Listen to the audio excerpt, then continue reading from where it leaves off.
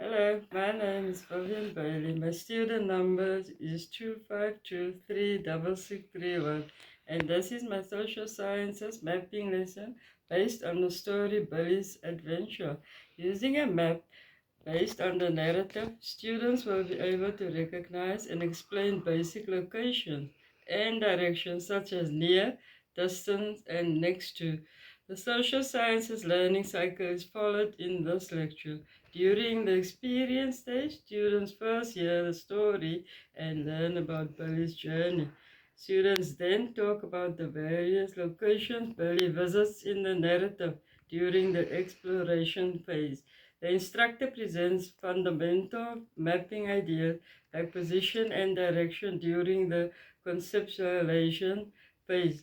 Lastly, students make and utilize their own basic maps to depict Billy's trip during the application stage. I made two unique resources for this lesson. The first resource is a straightforward map that picks a route from Billy's house to several locations, including a park and a river. Students will use this map to track Billy's travels and explain his current location. A collection of cutouts of characters and objects such as Billy's houses and trees make up the second resource. Learners will move these cutouts on the map to show different positions and directions. Because they let students learn via play, practical contact, these resources are useful and appropriate for foundation phase. The development of mapping goes through three stages. There are the concrete stage, the semi-concrete stage, and the abstract stage. Students use actual things in the concrete stage. Students employ the models or photos during the semi-concrete stage. Learners start using symbols and formal maps at the abstract level. Since the students are using tangible objects and visual aid rather than official math, this course primarily concentrates on the concrete and semi-concrete stages.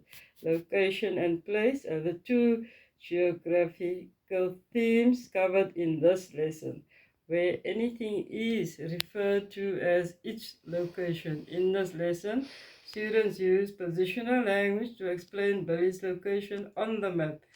Place describes the characteristics of a location. Students recognize and explain many locations in the narrative, such as Billy's house or the park. Time, place, people, and the events are the four components of history. People and events are the two components that can be combined in this lesson. Billy, the protagonist of the tale, is referred to.